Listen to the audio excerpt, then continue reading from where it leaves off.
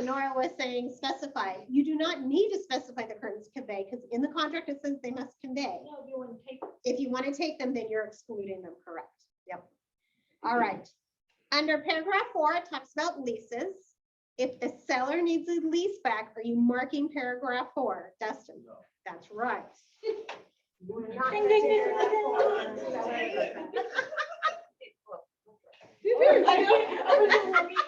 You need what? She's like, pull the contract. No, no cheating. Nora, close your computer. All right. The contract executes on what is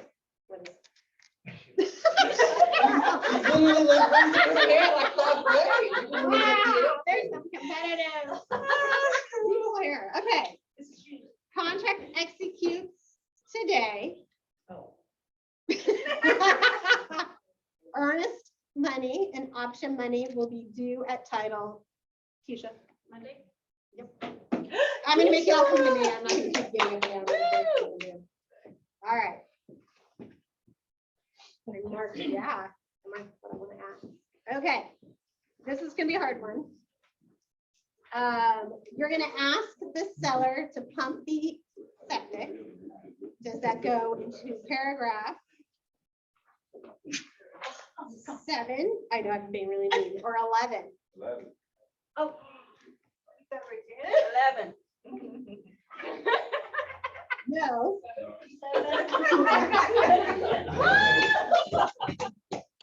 Paragraph 7 is your condition paragraph.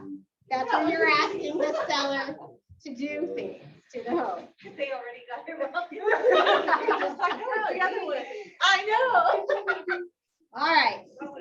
Paragraph 12A, 1B.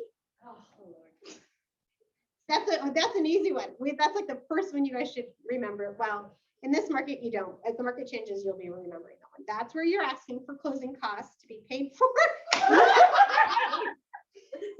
If you really throw your hand up, I'm going to keep you from answering. So that's where you're asking for closing costs for the seller to pay your buyer's closing costs. If you ask too much, the buyer gets those closing costs back, or the seller gets to profit on that. Caitlin. Yep. Yep. Hey. Go, Can you explain that? Can you explain that? So the minute you're negotiating closing costs of some kind, you always want to confirm with the lender how much do they really need. So if let's say you negotiate 8,000 in closing costs, but the lender can only use 6, that $2,000 doesn't get to go to the buyer. The seller, that's their loss. So the seller is making $2,000 more. You're essentially paying $2,000 more on the price for those closing costs that you don't get to use. So it's really important to know the amount. Yep. And again, if a repair that you're trying to negotiate, you're wanting the closing costs and live that repair. If that repair is more than those closing costs, then you max out your closing costs, and then you maybe adjust the sales price, or you come up with a different way. You're talking to me about how to handle it. Okay. All right. Who can tell me, this is a hard one, who can tell me paragraph 22? What do you do with paragraph 22? I know I'm being really mean. Oh, wait, You're gonna get 2 of these if you can go for it. what do we do? What does paragraph 22 do? It's the paragraph where you mark which addendums you're gonna use. Dude. Oh my God. Good job, Alexander. Nice. I love it. I love it. I love it.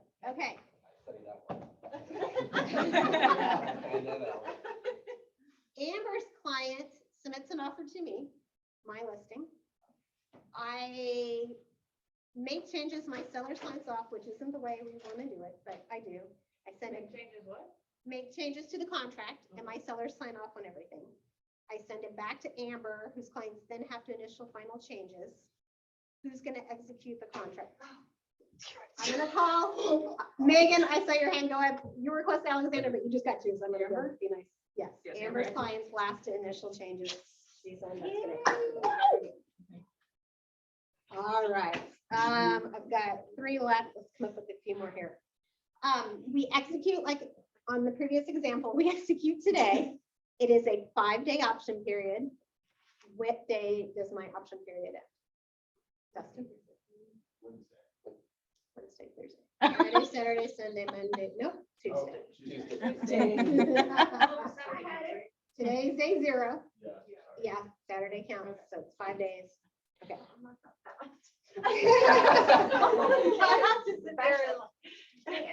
Oh.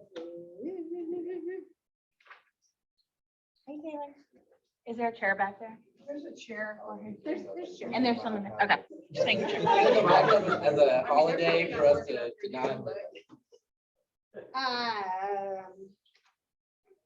Tax proration, HOA proration, septic maintenance agreement proration. Who is paying the day of closing? Whose responsibility is it for closing day? Cheryl. So. Yep. Good job. Until the day of closing. So bad. I know. Just got that. It's that shirt. I'm a buyer and I am mad. Can I go sue the seller? That's right. Why? You I think you should have to get the second part, but you can get it. Oh, I know why. Okay, well, he got the first part, Diane. I know why. Tell me why. Because on the contract, it says that before we would do any kind of suing, we would mediate. Very good. Good job. But at some point, you just have to mediate. Well, if we can't agree, Yeah. can't agree in mediation, you gotta mediate. And your brother's gonna hopefully make sure you settle a mediation before we start suing. So. All right, good job, guys, on contract. All right, let's celebrate cost. Yeah, right. I bought the ticket, so I never had the best price. Oh, yeah, okay. Yeah, Let's see. scratch up. So we want to do a couple more celebrations. I don't know if you guys saw the points total in the room for daily success habit tracker points. But she's not even here.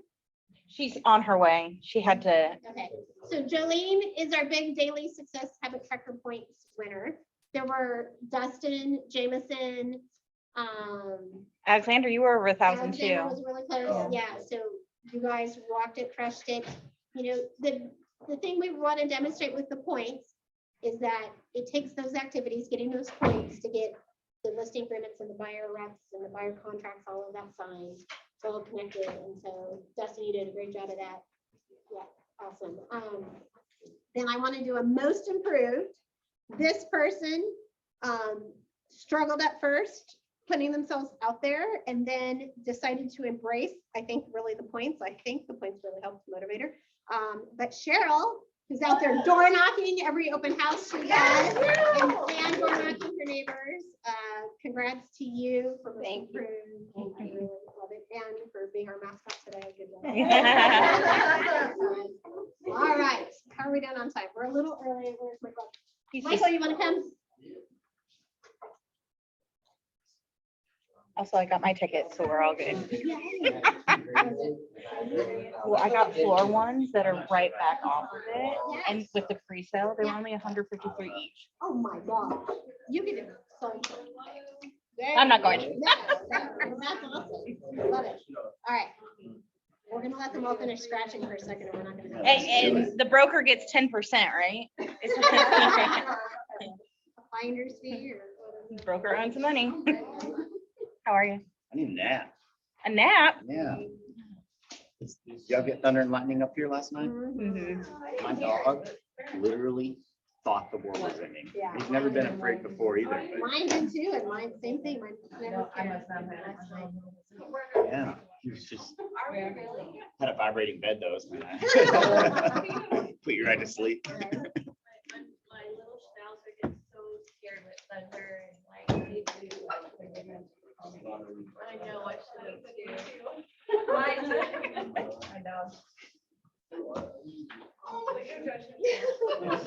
Anybody? Nothing?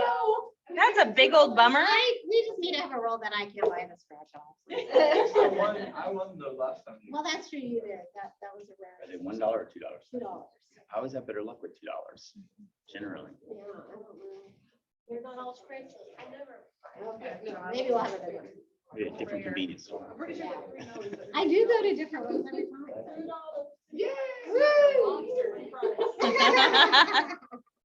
Money, money, money. You can get a All right. soda. Let's jump in. So I've asked Mike to join me because he's really great at converting phone leads into buyer consultations. That's the goal of the minute you have a lead at any point in time, no matter whether the lead is from, hi, come on in. That leads from an open house or internet, Oh, yeah. sign call. We have another winner. I won $6.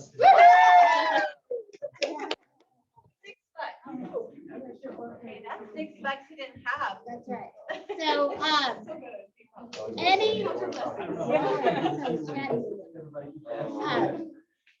any internet lead or any lead of any kind, the goal is always to set a buyer consultation appointment because that's where we're going to prove our value and why they want to hire us. We're going to agree to work together and we're going to get them to sign a buyer representation agreement.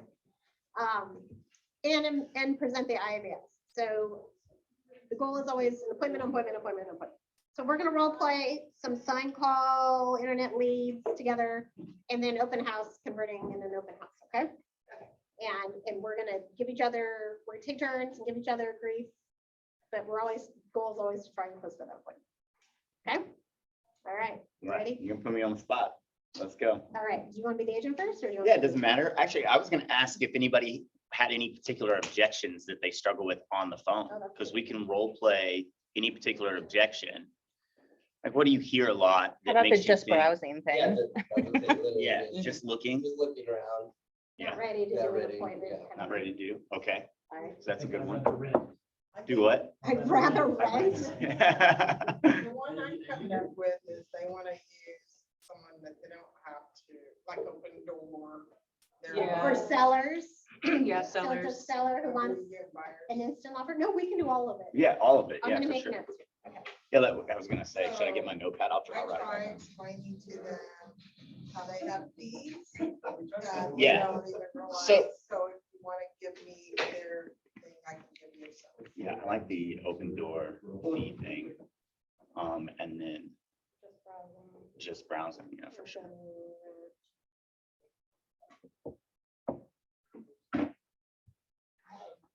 Okay, cool. What about they're not looking like soon ago? Like I have one thing that was like, oh, I'm not looking for like 6 more months. Yeah. 6 months out, that's a good one. Yeah, Let's do a year out. yeah, sure. The timeline doesn't really matter because my It's all response the is same. generally the same. It's Yeah, always the same. so, All right, let's get into it.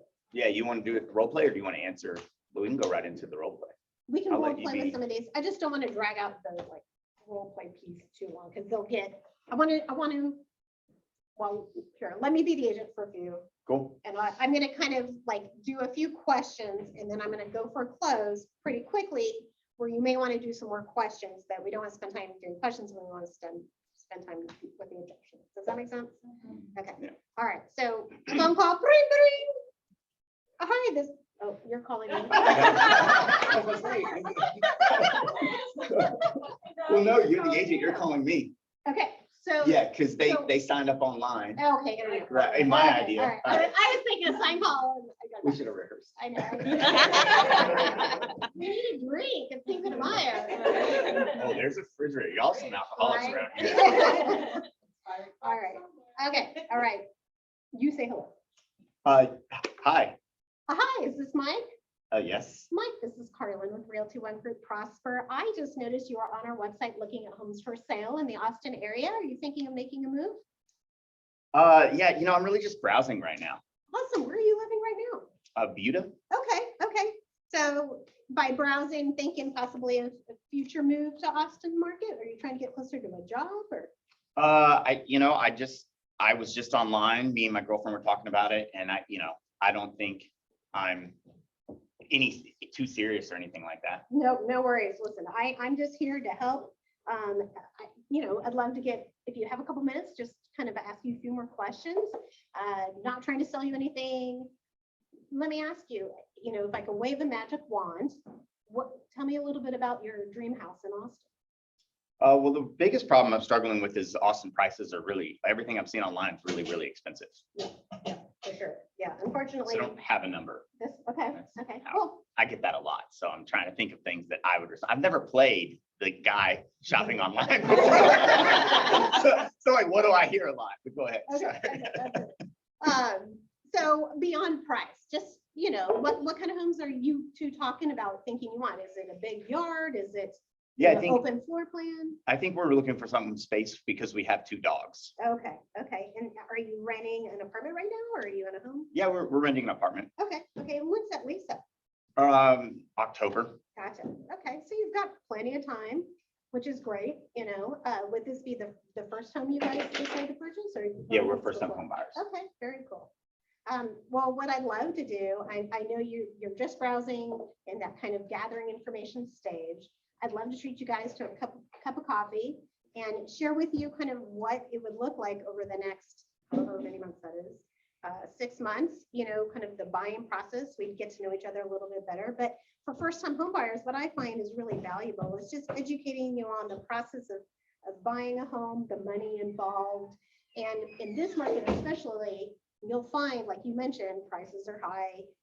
There's competition out there. It could really take you 6 months of searching to find the right home. And in the end, you may decide to stay and rent and continue in the apartment for another term, but I think it's important going in knowing your options. How about a cup of coffee this week? Do you have Tuesday or Thursday? What's good for you? I haven't really thought about it, but can we schedule, can you give me a call back and I can talk to my wife? So, yeah, absolutely. I'd love to make sure both of you are there. What we could do right now is schedule a time for me to follow up with you. How long do you need to talk to her to figure out what day would work It's a for you? good follow-up question. Yeah, so she'll be home tonight. I can talk to her tonight. Okay, Can we pause for a sec? Yeah. I really like the way she's going about this, right? So me playing somebody on the phone, even sitting here right now, I don't want to tell her I don't have time to talk to her, even though I want to tell her I don't have time to talk to her. Does that make sense? Like when you get that feeling on the phone, right? So anyways, I wanted to point that out because even in our role play, the way you're doing it, you're just going into it, which is what I think should be taken notes here. I like the way you're going about that. But I don't have a way because we're gonna play a couple of roles where I'm just like, you know, now's not a good time Sure. and how to respond to that.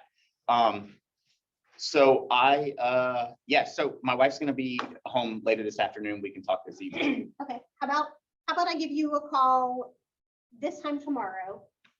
You guys talk about it, figure out, you know, what day would work best for you.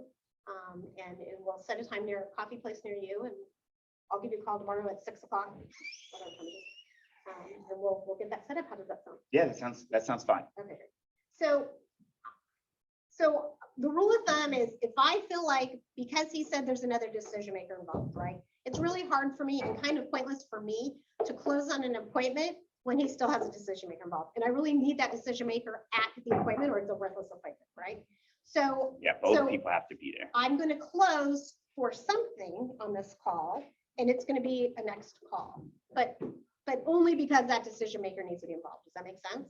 Otherwise, at some point he's going to give me an objection, and I'm going to keep building rapport, and I'm going to try and close 3 times on the appointment if I think I can overcome those objections. Does that make sense?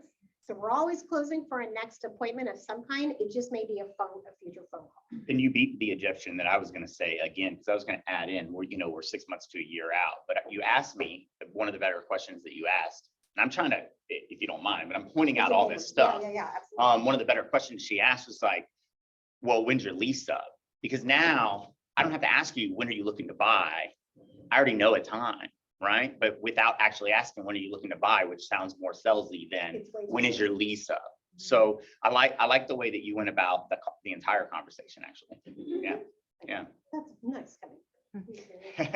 No, I just, I'm rusty. I haven't done this. in no, it's years. good. It's good. I'm going to be rusty too. Okay, all right, let's switch gears. We'll do an internet lead, the opposite. I know. And we'll try a You different. got married in the. I know, when's that? His girlfriend got married. Oh, sorry. I don't know. He's a So newlywed. I am rusty. These are role plays. All right, okay, all right, so let's do another internet lead. This time you're the agent. I'm gonna be the client. All right, great. And I don't know which scenario You you're don't going to know? go. All right, great. Okay. Ring, ring, ring. Hello?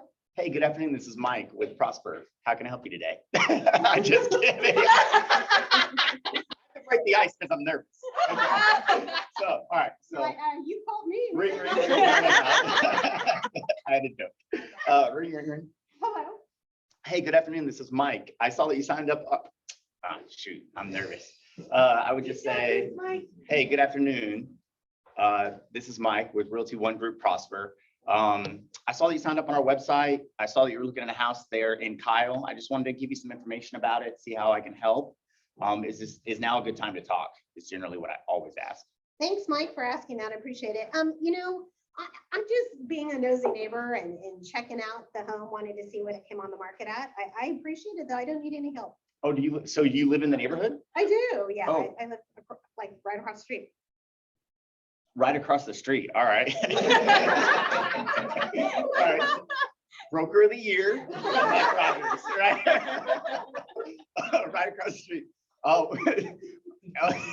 Do you happen to know the neighbor that's selling the house? That's probably what I would ask. No, you know, we see them come and go, but no, when I saw the sign in the yard, you know, I just wanted to see what it's worth. Kind of gives me an idea what my house is worth. Got you. Are you interested in what your house is worth? I just fed you that. Yeah. Good.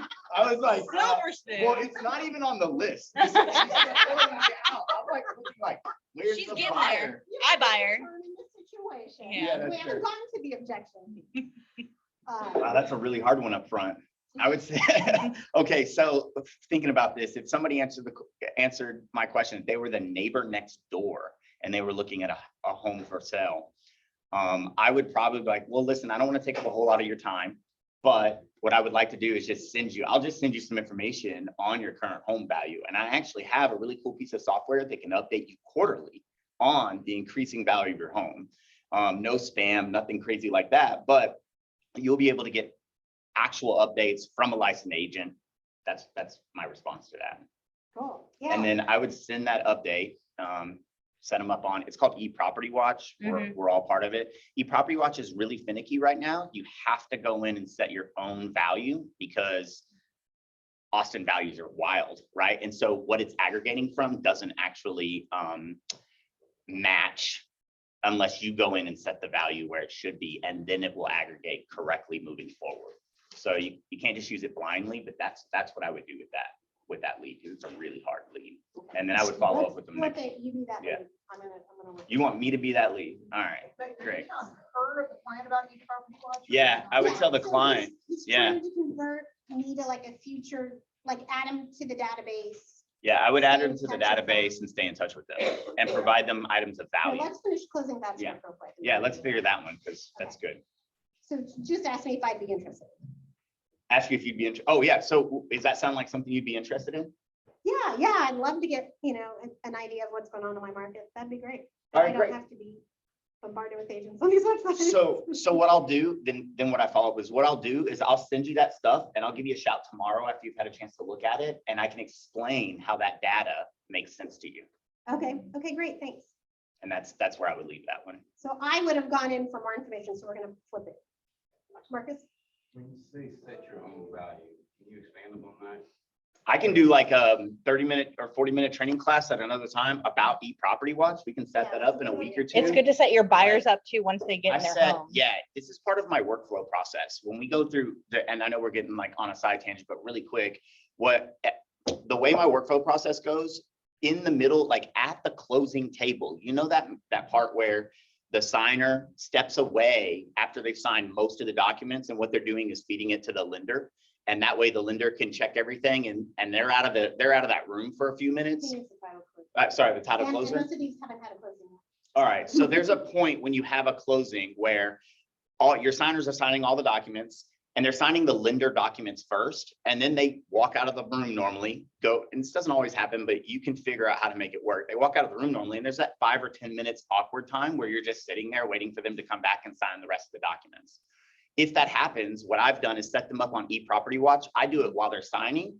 And then during that space, I say, hey guys, real quick, while we have this time, hop into your email and you have to subscribe to eProperty Watch, which is really annoying that they did change the word, just click to view instead of click to subscribe, because people are scared of the word subscribe. But if you're sitting right next to your clients, they trust you. You're all the way at the closing table and you say, listen, it doesn't give you any It doesn't give you any like spam or nothing like that, but every quarter you'll get an email of your property value update, and they love it. And so they go into their email, they click subscribe, and now you've got your buyer that just bought signed up for their house indefinitely. And it's a way you follow up with them for I do it quarterly. So And it's a for way value. More information to automatically stay in front of them. Constantly. Yeah. So it's part of just one of my from closing for start to closing.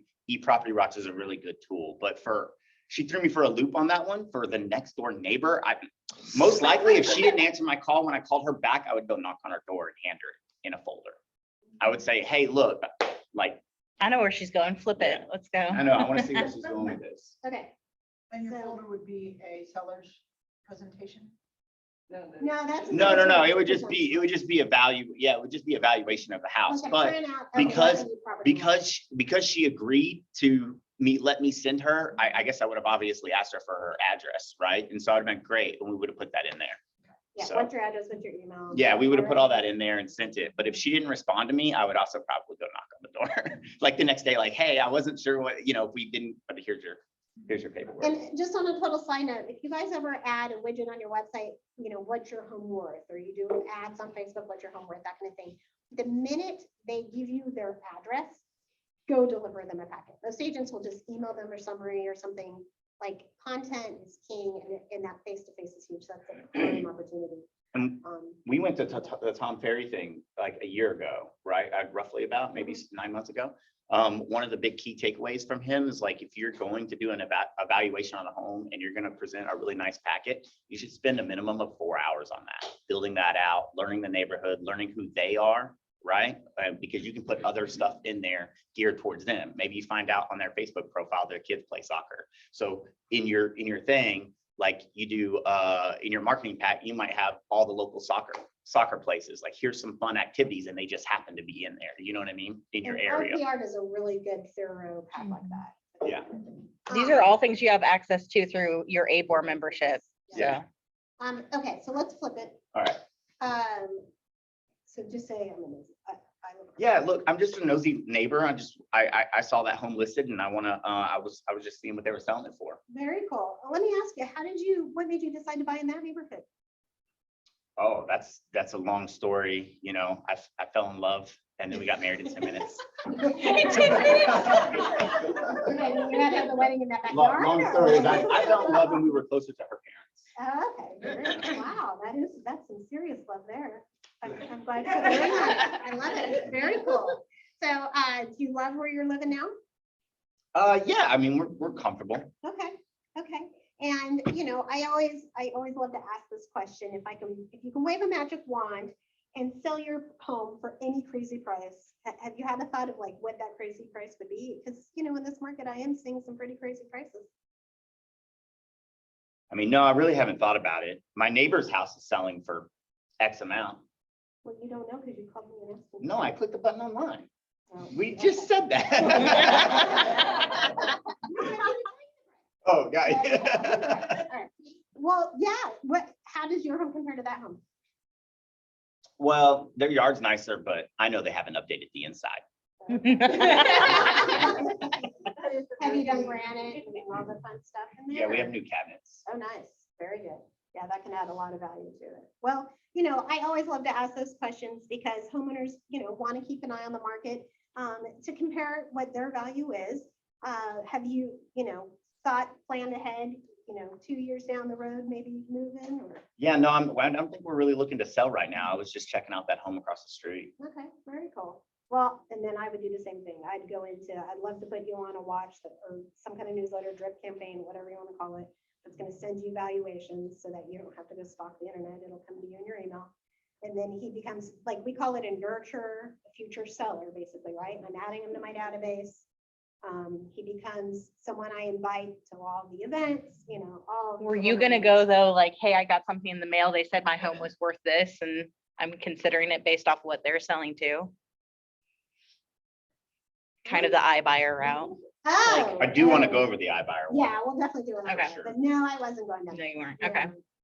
I was just like, to me, the nosy neighbors are thinking in the back of their mind, what's my home worth compared to those, right? They're trying to judge their home. So you're just trying to uncover, is there really a motivation to sell anytime in the near future?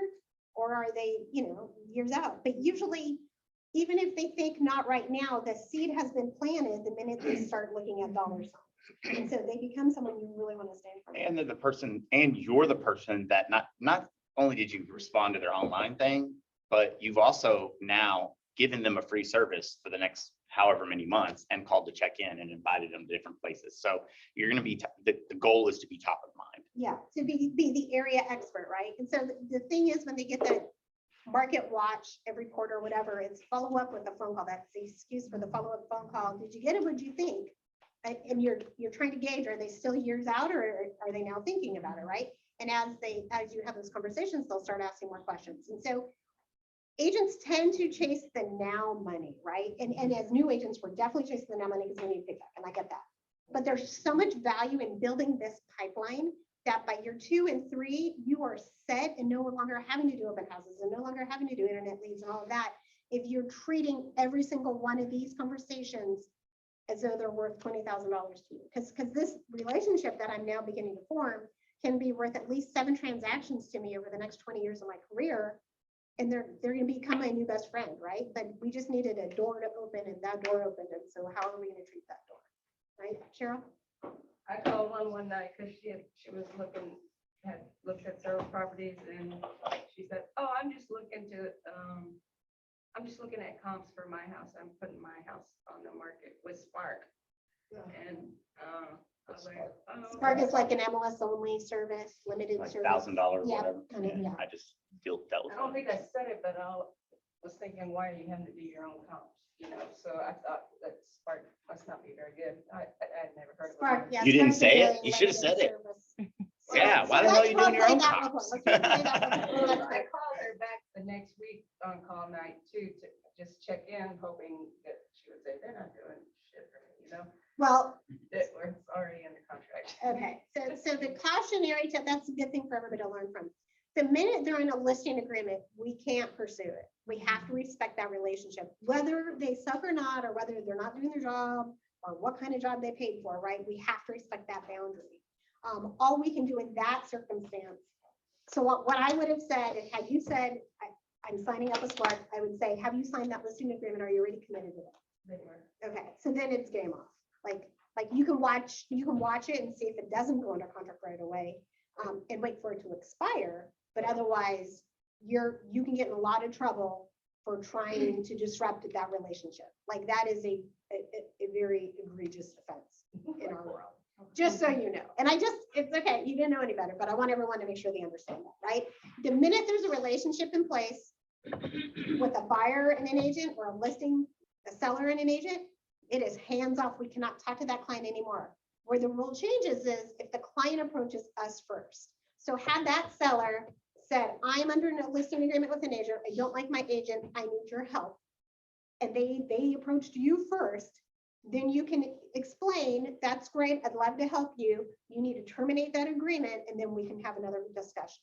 Even if they're still looking on our website, we can't follow up. No, they are under an agreement. You Well, like, cannot. I didn't know Wait, what's sorry, going I on. want to clarify this too. So if they signed up on the website and then you get pinged, So- right? That would technically, you can make the phone call, but Well, once yeah, you if have you didn't knowledge, know, right, right. exactly, once you have knowledge. Yes. So- Now, had they said, I'm gonna buy, and I'm not in a buyer rep, then game on for the buyer side. But on the listing side, you have to respect that relationship, no matter how crappy you think it is, or what a bad decision it is. It's game over. Do they need to send you proof that they terminated it? Yeah, you'll want proof before you, Which is. I mean, well, I say email or proof. a text? They'll Well, get, they'll well, I get, mean, they'll if get a If cancellation. it's online, then it's gonna come out of MLS. Yeah. So you would see it, like her listing, if she terminated the listing agreement. Unless the agent doesn't remove it. Well, we've had That's- that issue. But with a buyer rep, like an email or something that shows it's, I Yeah, mean, and- I wouldn't call the guy, your client, a liar, but just make sure that it's terminated. But y'all made a good point. Like, did you ask, are you going to be buying too? You know, Yeah. so that Yeah, could be where the are you conversation that moving you to? had. We could have taken it to, where are you moving to? Do you have an agent for that? You need a referral. Generally though, if somebody's really upset with their current listing agent or listing service and they reach out to you to terminate, they'll send you whatever docs you ask for. You don't have to, it's not a weird thing to be like, oh, do you happen to have the termination contract? I want to see, and then a lot of times you can say, I want to look at it just to see, right? Because we're like a signed cancellation or an There's a email. that- Termination of listing. If you had like, what were you saying? Open Door, if you were to cancel with one of these people or anything like that, they're gonna send you a document to protect themselves too. So they're gonna have something. So even those things are an agreement with another agent, like. Well, if you're under contract on Open Door, they're buying your house. Like, Yeah. that's an agreement. Yeah. Do you want to do the Open Door thing? Or like, what was your particular? Before you do the open door thing, when you're doing it, I want to know, like, does Open Door, like, sign them up to buy the next house already? Is that usually done? No. Because almost everyone I know is going to another house. Yeah, I mean, everyone's living somewhere. So, But Open Door, so it depends on the company, but usually they're making a cash offer to buy their home. which is allowing them to sell their home, and what they're using for their marketing is you don't have to worry about showings, and you can pick your move out day. That's what they're going about it.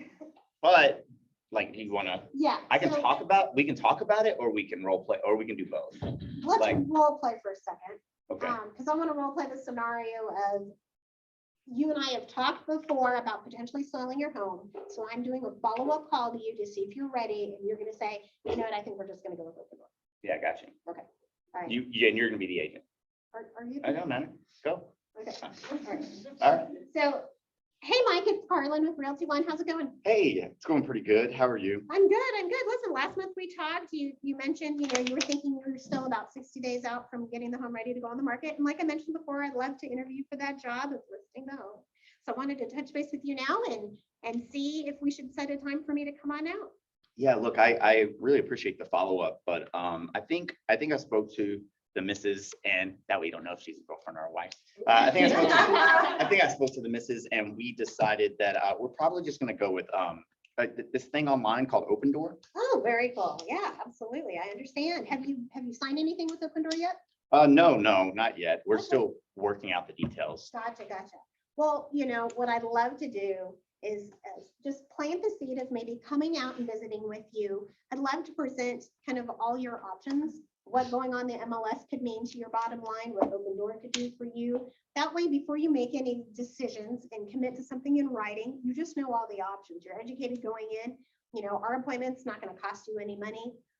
I've been doing this for a long time, and Yeah, I'm just really worried about y'all's fees. Yeah. And I mean, hey, that's a valid point. I think though, what I'd like to clarify is that commissions and fees, Open Door, I know for a fact charges 7% in fees to close, and you're missing out on some opportunities by not putting the home on the market, possibly getting multiple offers and selling for a higher price. Once Open Door makes an offer to you, that's the price. And honestly, it usually isn't the price, because then they're going to do an inspection and maybe come back to you and lower the price. But again, I'd love to just get in front of you, show you guys some real numbers about homes that are selling in your neighborhood, what that means. By working with somebody, whether you decide to go with me or Open Door, it doesn't matter at all to me. I just want to make sure you're as educated as possible before you make that decision. And what my job is to protect your best interest and help you net the biggest bottom line, no matter what your decision is. yeah, all right. Yeah, that sounds actually good. Okay, great. Yeah, So I would agree with that. That was a good. yeah, like my job, I really never want to battle his decision on the phone. I want to get to an appointment. Like, that's the goal. And I Yep. kind of started to battle it, and I was like, oh, I need to not do that. I need to give him enough though to scare him to want to meet with me. Yeah.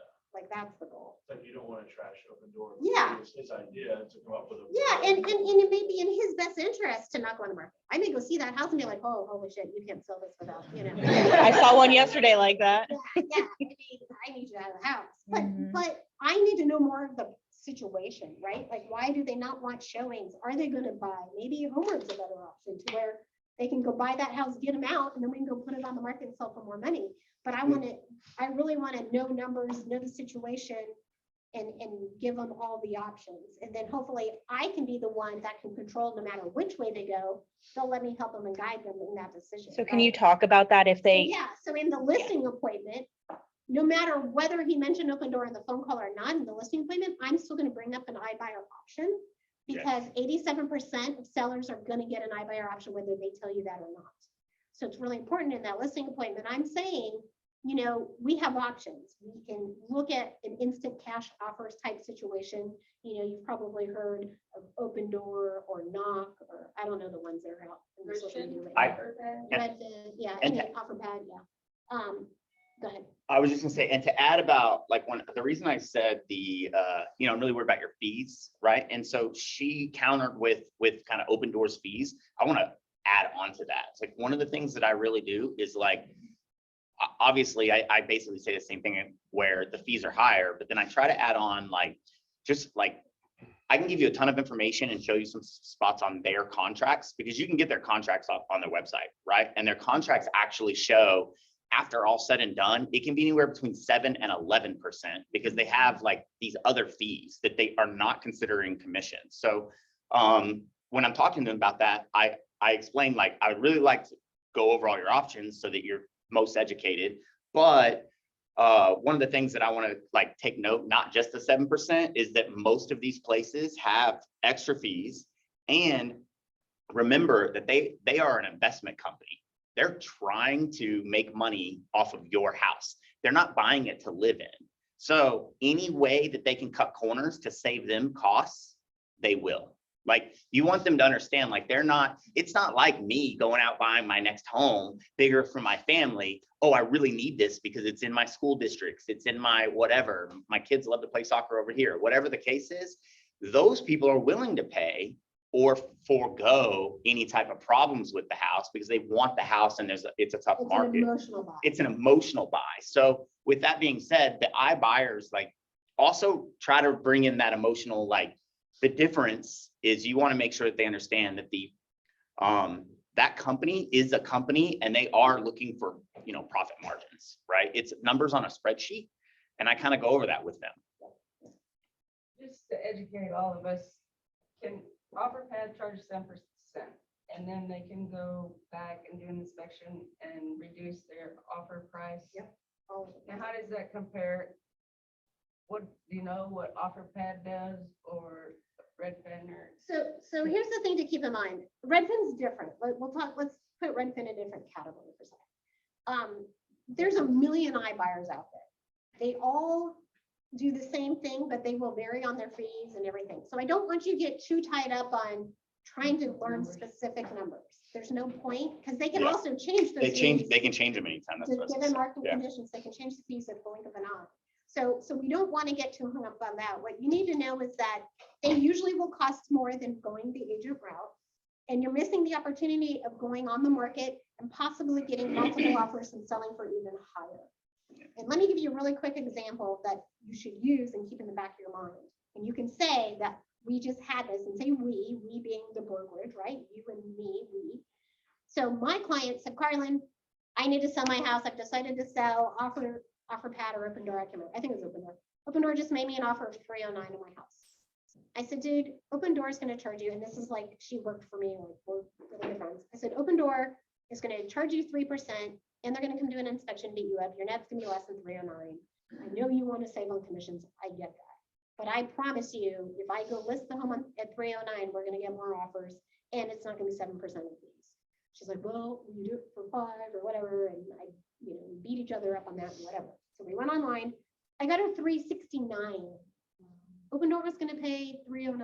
Did you raise it back up to 6? It's insane. I tried. Let me tell you what, I tried. Greedy mofo. Greedy mofo. Say what? No, it's a greedy man. Yeah. But what she did is she said, well, she's ultra. She wanted to beat up the buyers. I'm like, no, we are not going to beat the buyers agent. She wanted to take his commission. I'm like, no, he just worked his ass off and got you 70,000 over asking. Give me a break. Okay. She's really special. But anyway. she was fine with 309. Yeah, exactly. Yeah, exactly. So, yeah, so using that as an example, right? Learn that example and say, let me give you an example of what literally has happened in my brokerage, what we've gone and say, we had a client who Another good- wanted to do open door for 309. I have a question. So when it comes to those kind of conversations, is it too harsh to say those kind of companies are investment companies, so they're not looking for your best interest? That's not harsh at all. That's not, yeah, that's super nice. Yeah, I was gonna say that another good, I don't know if that's kind of like on the no, you're, trash. No, talk. No, that's you're- a fact. Oh, you're a professional, right? In this space. And so it's, when you say something like that, that makes you feel like in your head, play it through like you're talking to one of your really good friends. That way, when you say it, you can say it with confidence. Like, because at the end of the day, but make sure you know what you're saying, right? but at the end of the day, like, here's another way to overcome the open door or iBuyer objection is normal buy agents that represent buyers. I would probably say like we have a myriad of ways to find you homes. Most of the time, homes are listed on the market and there's a lot of buyers. One thing we try to do is find you off-market properties. The reason we try to find you off-market properties is because you don't have to fight the market. You can possibly get a better deal, all these things. That's what this massive company is trying to do. All they're doing is reaching out to people, spending tons of money to get your attention online or TV or wherever you saw their ad to get your home for off the market because they know they don't have to fight the competition, right? If they can get your home off the market, even if they give you full whatever that they say you think it's worth from the Zestimate, right? Again, they're going to beat you up in fees. Your net's going to be less, but they're also not having to fight anybody on the market. We want healthy competition. Healthy competition gets you more for your home. Like you can pose it like that as well. That's another really good way to like, they're taking away the competition from you. You don't even get an option to see what your best options are. The good news is if you list with me, I take all the risk. And if you decide not to accept an offer whatsoever, you don't have to sell your home. Like you just don't. With I have to reread their contracts, but we obviously want them to sell their home, right? We don't want to spend $1,000 in photos and marketing and all that, right? But you're trying to get them to understand that you're giving them information that's educational that they can trust to make the best decision, right? That's the only thing. I don't care what you're wanting to list it for. I'm not trying to sell you and your family. I don't care about any of that. Here's just all this information and why I'm a professional, and you should at least consider some of this before you make your decision. And I'll go over all your options with you. If you want to talk, if you want to look at all of them together, I'll build out a full spreadsheet and we'll sit down at your place and go over all these different things. And I'll show you the nets on all of them. Take the role play a step further, then it's like, well, I want to buy my next house and I can't until I sell this one. And so that's why I wanted to do it. Yeah, that's a great Marcus thing. has a question. Because I was wondering, think about what's the underlying reason, right? We don't Yeah. do things for Mhm. we don't just have And that's why you need the appointment to Yeah. really dive deep into the reason. You're not going to cover that pain on the phone. So it always goes back to your point. Yeah, We've been doing sellers though. We should do some buyers. yeah, we do. We need to do buyers. And I really want to do too, a couple open house. I want you guys to like be able to in your sleep convert a buyer in your list, in your open house to an appointment. If I can teach you any gift at all, that's the gift. I do have one objection. When I'm hearing primary people speaking with, they say they're gonna wait until the price is declined. Oh. And I'm like, That's a good objection. I like that one. Yeah. it's, I used to be one of those people too, and I grew up that way, I had kids. and I need my phone for this objection. Is that all right? Where's he going? Yeah. I'm gonna make some. Just do it like live. Get up, so you can't read. All right. I need a calculator for this because I'm normally on the phone and I have my calculator out. I normally always have my calculator open, especially for that objection. Like we'll throw that up. But yeah, anyways, we'll go whatever next, and when we get to it, we'll get to Okay, it. all right.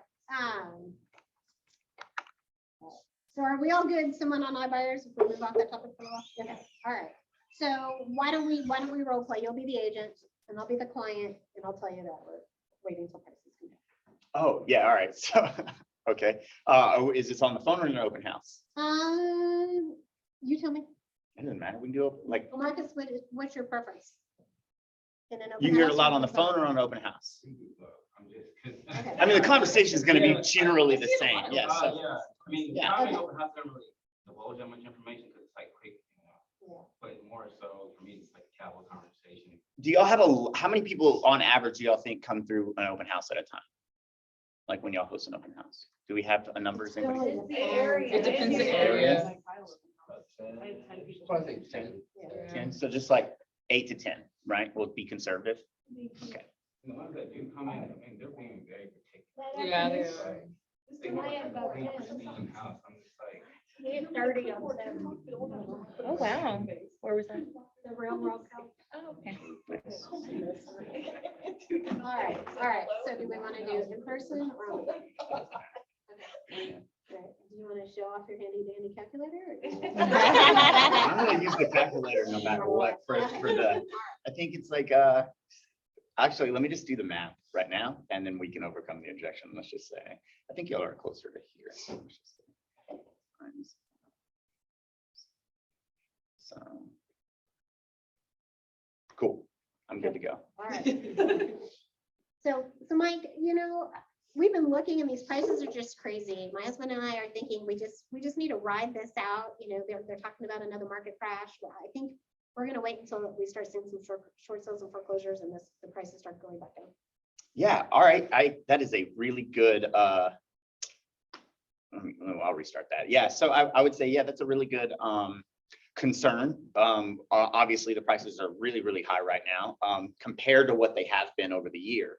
But one thing I would like just to take note is there's a couple of aspects to this entire industry that it's hard to like put into terms. And one of those things would be like what you're losing. And we never account what you're losing up front. But one of the things I want you to, like, last year, home values went up 27% in Austin, right? I think that's what I Googled, like right when I first got here. So don't hold me to the exact number. Anyways, that's right. So roughly around 27% in the Austin area last year. It's supposed to actually slow down a little bit this year. They're estimating 16%. So that means every quarter, your home value or home values are going up $14,000 every 3 months, right? With interest rates still really low, obviously they've gone up in a couple of weeks, but with interest rates really low, if you're financially capable of purchasing a home, like if you're there, then I would at least love to send you some numbers and let you look at what it is now compared to what it could be a year from now. If the market, obviously we can't, and then I would have to say, obviously we can't control, I don't have a crystal ball that knows that the market's gonna crash, but every indicator we have shows that if anything, it's gonna plateau. And interest rates are poised to go up 2 or 3 more times this year. And so you may wanna take advantage of that. So is there a time that I can is there a time that I can send you this stuff and call you back and then go over the numbers? That's how I would do it. Something similar to that. Okay. I'd go a different way. Let's flip Okay. just for fun, so you guys can see. Yeah, let's do it. All right, so you tell me. I really think that, what are we talking about? Yeah, I really think the market's gonna crash, and I think we're gonna wait till the prices are cheaper. I don't think it's gonna maintain this level of craziness for very much longer. I completely understand that concern, and I honestly, I hear it quite a bit. One of my jobs as an expert in the real estate world is to stay on top of what's going on, not only nationally, but locally. And a lot of buyers such as yourself are hearing the national news, and I get there's a lot going on in the market overall. People are concerned that with rates going up, things are going to crash. But what we're seeing locally, if you don't mind me sharing, is that the Austin market, they're saying that demand is going to be strong for the next 3 to 5 years, not only because of the relocation and the employment that we have coming to the market, but what we know for a fact is that there are not enough building permits and not enough scheduled new construction in place for the next year to 2 years at least to handle the demand just of our baby boomers retiring and downsizing and moving, and the ex-jet or what are the new Gen Z? The Gen Zs who are flooding our market. They're coming into the age of wanting to buy homes, and they simply don't have the homes to buy. And so Yeah, it's funny you went that route because I have a whole script for this. I didn't even use it. Yeah, I mean, that's what I would talk about, because what happens is buyers hear the national news, right? And even in 8, 9, and 10, the national news was way worse than what was going on in our Texas market. It's like, yes, prices were still low.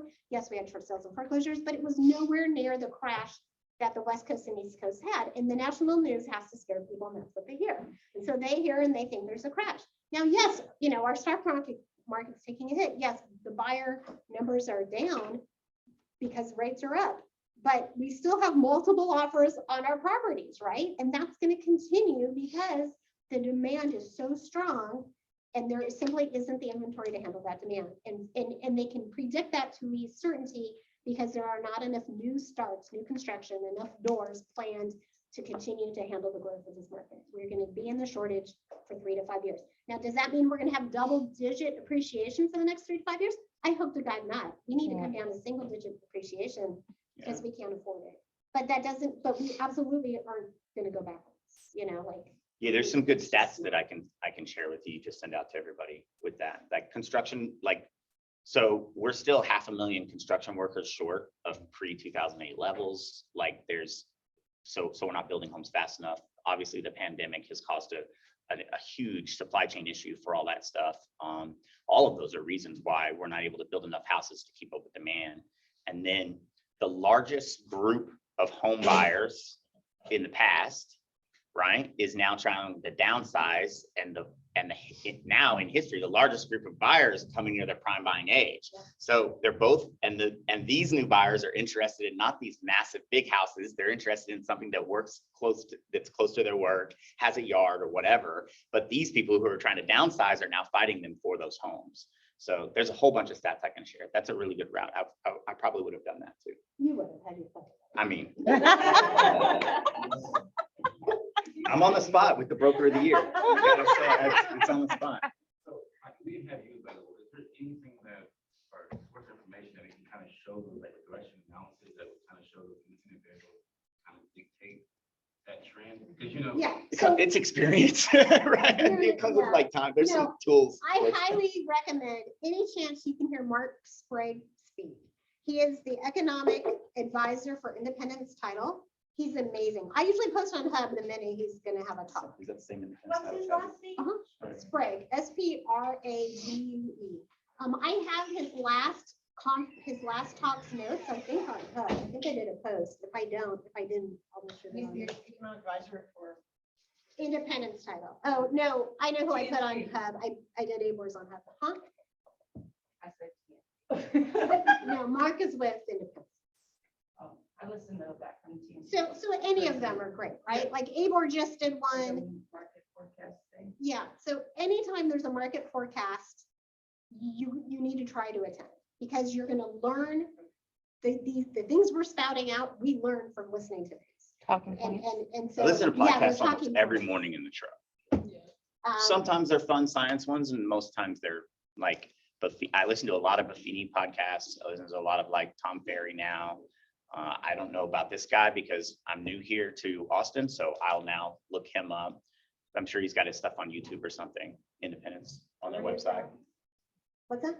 Where are you from? Florida, Orlando, Florida. Yeah. So. Yeah, because I know for me, it's conveying the information with people. I'm not an economist. So how can we get them to really buy into it? Well, she had a really great objection, or a really great how to overcome that objection. One was you've got local market information and national market information. And while we understand that the national news outlets are talking about all of this, each local market is different. And so I work in the area every day. This is what I look at. I literally look at the numbers every day. So what I really like to do is sit down with you at the office, at a coffee shop, whatever's most comfortable, and I'll go over all of that. We can fine tune it, or I can be as broad as you want. What works best?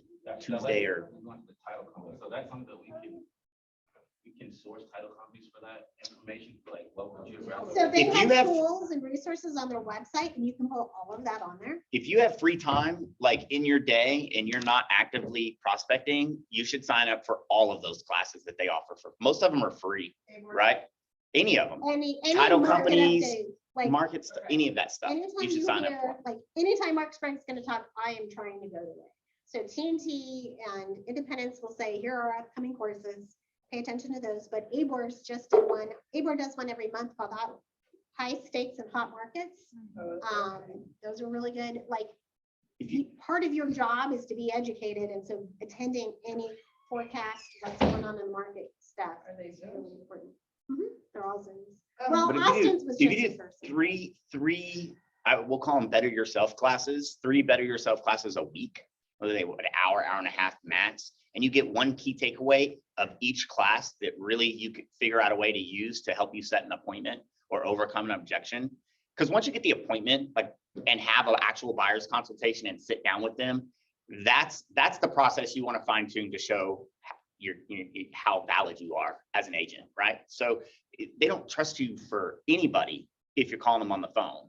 I mean, how many times do you get angry because you answered a phone? It happened 3 times yesterday for me, just so y'all know. But they wanted to talk to me about my factory warranty on my car, right? They just call and call and call. So you have to be able to make that appointment, want to try to make that appointment really quick. So the main thing is whatever information you can learn to be able to project yourself really well quickly enough to make the appointment, and everything else can happen at the consultation. And the key is, in all of these conversations, is trying to uncover what is their why. Why are they wanting to know the value of the home? Why are they wanting to know, why are they thinking of moving? What is their pain? You're the solution to the pain, but you don't want to be the solution on the phone. You need to be it in the appointment. And so I need to give a little bit to get the appointment, right? No matter what everybody has a why. And sometimes, I hear a lot with gold leads, the agents are like, they've blown me off, they're not responding. Well, that's just because their why, their pain isn't big enough to make them make the move right now. It's timing, right?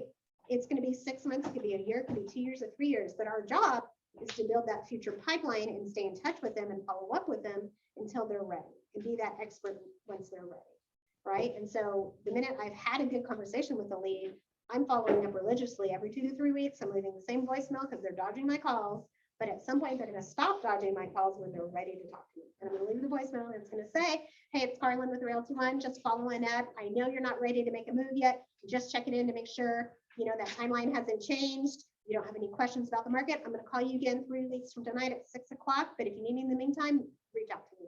And then I'm doing the same exact thing in 3 weeks, and the same exact thing. And I'm being prompt and on time to my appointment that I've made virtually on their voicemail, because I'm proving that I'm dependent and reliable and consistent. And then when they're ready and they need me, they're going to be using me. They're going to be so impressed that I've done that the whole time. Yeah, and I had another agent that in our office, I started doing this. Once you find that area you're really into, or you have like somebody trying to sell or something like that, where you're contacting them a whole bunch like that, what this agent started doing was, before they would make that phone call, because they were expecting a voicemail, they'd find out like some cool activity that was going on local in their town, and being like, oh, by the way, on Saturday, there's a farmer's market in your area. You should check it out. I'm going to be there, whatever the case. And like, maybe not say I'm going to be there if you're not going to be there, but like, right. But like you would, well, y'all are a tough crowd. Y'all called me out about my marriage earlier. So I'm like,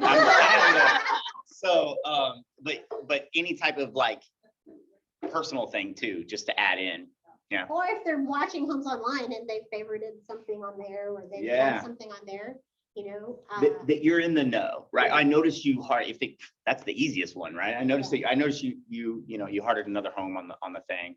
hey, I happen to be going to look at it this afternoon for another buyer. Do you want me to shoot a video of it? Do you want me to get the seller's disclosure? Do you want me to get a survey on it? Yeah. And speaking of that, I have a house that just went on the market across from me, and I know it's gonna be a hot market for that house. Can I put that on my Facebook? You would have to get permission from the listing. Okay, I was gonna say, can I sign up and say, hey, everyone come from 2 to 3? Put a lemonade stand out front though, and be like, lemonade over here. Let me tell you about this house. House from 2 to 3. Yeah, it's an open lemonade No, stand. you can get permission from the listing agent and be like, hey, great listing, congrats. I'm gonna go do a run. Is it vacant?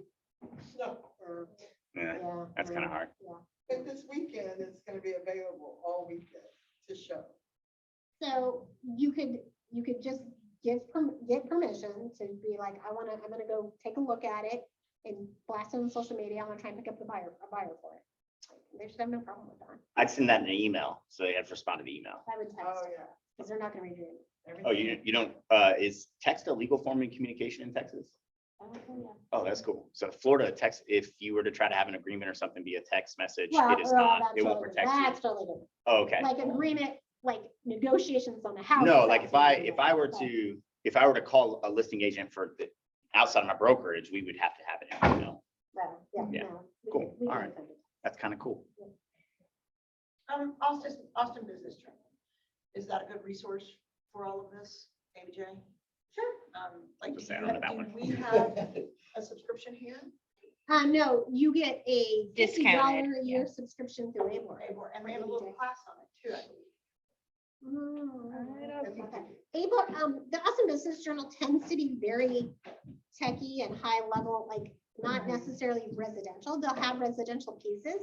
I think community impact is a great one, and community impact talks about locally what's going on and what's coming up permit wise and stuff. So making sure you always read the community impact where you live is great, because that'll give you a lot of good information.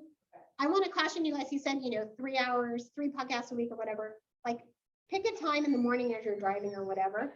Don't waste it listening to radio. Don't waste it listening to podcasts. Learn it while you're driving.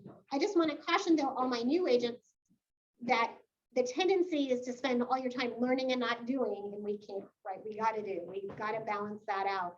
But the only way you're going to do is to get confidence. And so listening to Mark Sprague and these other agronomic people or doing the podcasts and stuff will help you get the confidence to be able to put it out there. So it's really important you do both, but balance. on YouTube? I doubt it, but But I find that a lot of people who liken it to religion, the Bible, right? We can go to 3 different churches in the city of Austin. I like to put information in front of people, who are not dumb it down, but down to where it makes sense to them, how, yes. because I understand what you guys are saying, like I tell you that equity market investment, especially while we're young, because not good at make over the 60. But for buying like new homes, like for people in my age, try to tell people that I know you think the prices are going to go down, looking at the interest rate, but if you look at that trend analysis, I think it's about 5% was more like 2014. It peaked and it went down again. So how do you surmise all that stuff that it makes sense? So- to a layman, you know what I mean? So that's a good question. I literally say I would say that's a really good question. And our industry is more complicated than us sitting here at the open house or on a phone call and going over that. So why don't we schedule a time to come into my office and I can sit down and we can sit down and I can go over all that with you, because that's literally all I say to that. And to just about any of these, I mean, we're role playing and she's giving me some really good like things to overcome. But if you're really having a conversation with me about how difficult it is to understand if it's a good time to buy or a good time to sell or what are my options, I always default back to let's sit down and talk about it. Because this isn't just like, here's an example I always go to. If you inherit $100,000, right, from a family member, obviously I'm sorry that happened. I'll make that joke or something. Like if you inherit a large sum of money, right, you don't just go to the bank and deposit it. You go call somebody that works with large sums of money to make sure that you're doing what's best for that money. You hire a professional. So if we want to talk about $500,000 house, we really should sit down at the house, and I'll spend however long, 20 minutes, 2 hours, whatever works best for you to really understand what you're asking. And the appointment doesn't cost money and there's no obligation. Yeah, there's no, yeah. Yeah, I want to go back to you really quickly. 2 points. You are my SC golden child, right? You are the analyzer to the T. Most people are not your personality. So if they're asking you that question, right, you have to really assess, are they the SC type who's going to need all the data? Then I'm pulling out the spreadsheet from Mark Sprague's talk and I'm showing you all those bullet points. I maybe even sending you his recorded conversation, right? For the SC who needs to analyze it. But most people aren't going to be at that level. And so I don't want you to get too, like my fear is you're too afraid to put yourself out there because of that objection. It's gonna be very rare you're coming into that. Yeah, most people just want to know how much is it going to cost and what's my net. If I'm a seller, it's like, Or how if much am I we're going to make? buying, And- what's my payment? What's my payment? In my buyer's consultation, one of the, Yeah. sorry, I'm on a like a little roll there. In my buyer's consultation, I do not ask my buyers what their budget is, like total price. They always say, oh, I don't want to spend any more than $350,000. Great, I don't care. Like I look, and I'll say that sometimes depending on how I was like, that's an awesome number, but I don't care about your total amount. What I care about is what's going to hit you in the face every single month on the first, which is your monthly payment. So I think it's better and more responsible if we look at it this way.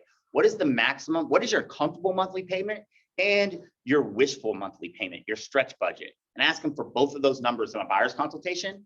And what I do is my laptop's normally connected to the TV and I go to a mortgage calculator. I use usmortgagecalculator.org. I think it's very simple, it's very clean. And then you just input the numbers and you say what I do and on the TV so they see it. People don't like to be told no, right? They don't, especially in an age where you can go on Amazon and buy anything and have it at your house, right? So instead of telling people you can't afford that or you can't do this, I say, let me show you what the numbers look like. And then we input the numbers and we adjust the numbers until it gets to that number they just told me.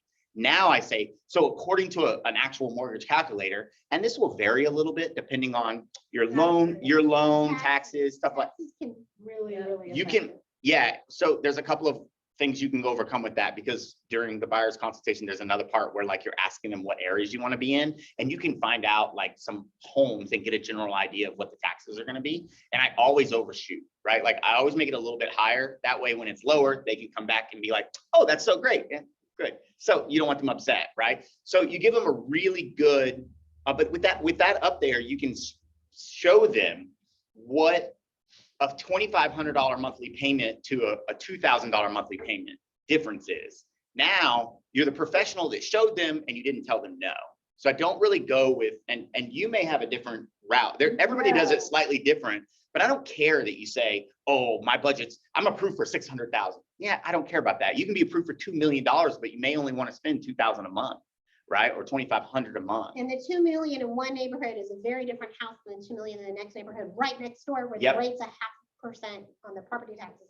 0.5%. But you break down a ton of walls right off the bat when you show them that you care about their day-to-day, month-to-month, year-to-year lifestyle, right? You're caring about the fact that, yeah, you're not even going to buy the whole house. You're going to be in it for 6 to 7 years and call me and we're going to sell it, right? Because something in your life changed. You had a kid or whatever. Like that's the idea. You don't tell them that, right? But that's the idea. Is like you buy a $370,000 house and when you put it in a mortgage calculator, it shows them the entire amortization schedule and they're going to spend $700,000 on this house. No, we're going to take the equity you're going to build in the next few years and get you another house later. So it's monthly payment is what I do. Sorry. What I love to share with people in those consultations, since we're talking about it, is like, let's say they determine their monthly payment needs to be 3,000. Well, what does 3,000 a month look like? Like if they're looking in Buda, what does that look like in Sunfield where the property tax rate is 3% versus in another neighborhood where it's 2.5? How much more home can you buy for that same 3,000? Your purchase price goes up immensely because of that. So things like that you guys are going to have to learn to get comfortable with. But on that buyer consultation, for those of you that are new, you're going to have your mentor there to help you, or one of us to help you. So I don't want you to get worried about that, but We should that's do a the kind of class. thing we demonstrate on that. We do, it's called new agent training. We do it. No, I mean like just a class for just like a run through of a Okay. buyer's consultation. Oh, yeah, we do it in new agent training. Oh, cool. All right, I want to come to that. Yeah. Yeah, I'm actually doing one for my team right after this. Oh, good. Yeah, Okay, so- cool. All right, I want to make sure we get to our objections because Yeah, we're yeah. gonna wrap it up here. 11:20, got time. Okay, so any objections you guys feel like we've missed or we want to practice again? Oh, I want to do my open house. I want to do my open house. So, do you want to be the agent or you want me to be the agent of the open house? It doesn't matter. Yeah, I have a very specific way that I handle almost all my open houses. You may do it different. So why don't you go first What and do I'll you say, go. Cheryl? Why don't you go, Okay. why don't you go as the agent first and I'll go second? Like in this open house scenario, is it a buyer comes as not representative? Yeah. Or is- Yeah, I mean, Yeah. generally, yeah, that's part of the question flow process. Like, are you working with an agent, right? Okay. So yeah, why don't you be the agent or the buyer, the agent first and I'll be the buyer Okay. and then we'll swap it. Okay, all right. So we're gonna pretend when he's first come to the house, I always introduce myself. I say the price, the size, and I invite him to look around and I leave him alone. I'm gonna let him kind of look around and as he circles back circles back to me, I'll then say, hey, just so you know, I've promised the seller I'd get feedback on everybody who takes a look at the home. So before you leave, do you mind taking a minute, fill out my quick questionnaire? It's right over here at the kitchen, just when you get a second. They'd just love to know what you think of the home, is that all right? Oh, okay, yeah, sure. Awesome. And then he's gone around, he's walked around, he's come back, and now he starts filling out the form. As he's filling out the form, I'll say, what brought you into the house today? Was it signs or online? How'd you learn about the open house? We were just driving around and we saw the sign. Very cool. Do you live in the neighborhood? No, we were just out for lunch. Oh, nice. Are you renting right now or buying? Do you own a home? Oh, we're just renting. Oh, very good. Is this a neighborhood you're looking to buy in? I mean, I don't know. This is our first open house. We just Oh, just wow, driving brand by. new, Yeah. brand new looking. Okay, when's your lease up on your rental? You go right into that every time. I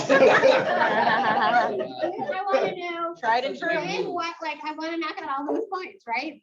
Lap mama, right? And there's no, Motivation, motivation, she's not motivation, fluffing it all. motivation. There's no like, oh, Well, I love I'm your not. kids. I'm a There's no, like- hygiene. I'm a hygiene. Yeah, so when's your lease up? Well, I'm doing two things. I'm trying to save on time because we're trying to get. a I lot got you. done. No, I got you. You probably do want to do a little more fluff, yes, So, but I'm giving you guys like, learn the important questions. sorry, I keep add the breaking, fluff keep in. breaking. So, yeah, so probably, November. Oh, okay, all right, very good. Now I told lost my train of thought. What am I doing? That's okay. Open house, When is your lease up? December, November, thank you. Okay, very good. So, I'll go back to my favorite question. If I could wave a magic wand, what would you want in a house? What are you looking I for? like now? that question too. Yeah, I really like this house. It's got an open concept. The bedrooms are too small. Okay, yeah. How many bedrooms are you looking for in your dream house? Well, we're looking to have a kid, so we want 4. That's exciting. Congratulations. Bedrooms or kids? I need Four to- kids or 4 bedrooms? Okay. So. I'm never the buyer, guys. This is great. It's all good. So 3 bedrooms and a 4th, maybe a study kind of situation, or true 4 bedrooms? For my home office. Oh, okay, Yeah. very good, awesome. All right, and what do you think of this price point? Well, to be honest, the owner needs to clean it, and I think it's overpriced. That valid, I understand your. You'll get concern. stuff like that. Like, Yeah, yeah, you yeah, totally that's will. Very opinionated. You tell them they're not gonna do it. I'm just trying to be an opinionated No. Californian. I could explain that. That's what I'm trying to. By the way, you know that set built there is rotten. Great, I'll add it to the seller disclosure. No, just kidding. Good to know. Oh my gosh. I'm sorry. We're so sorry. Okay, in the open house, no division. Okay, 4 bedrooms. 4 bedroom, thank you, good lord. So 3 bed study, 4 bedroom, that sounds great. What I'd love to do, based on everything you told me, possibly a November timeline for buying. I'd love to schedule a time where we could get together, and I'd like to go over the process of home buying and what it looks like, what the money's involved. It's great to plan ahead of time, and November gives you plenty of time, especially in this crazy market. It could take a while to find the right home. But I'd love to interview for the job as possibly being your agent. But in this appointment, we just get to know each other a little bit better. Get to know each other a little bit better and see if we'd want to work together. But more importantly, what I want to do is just really educate you on the process. So before you commit to working with an agent, whether it's myself or somebody else, you really fully understand, what's involved and again, what money's involved. Yeah, I think we're probably just gonna rent again. That's a great idea. No. I would have thought you were gonna look at that. Yeah. I can appreciate, extending your lease. I would caution you. I've had, personal family members who have been renting for several years of their life. And the problem is at the end of a rental, you get to walk away hopefully with a security deposit, right? Hopefully, I mean, we Hopefully. keep it clean, Right. cleaner than this place. Okay, and your security deposit, what, on the apartment, it's probably $2,000-$3,000 maybe? It's first month's rent. Okay, so yeah, somewhere around in there. My goal in finding buyers homes that they can own, even if it's for just a few years, is to set you up for success at the closing table when you decide to sell that home, whether, again, a year from now, 5 years from now, you're walking away with a whole lot more than that $2,000 or $3,000. What you've been doing for that apartment complex is paying their mortgage payment.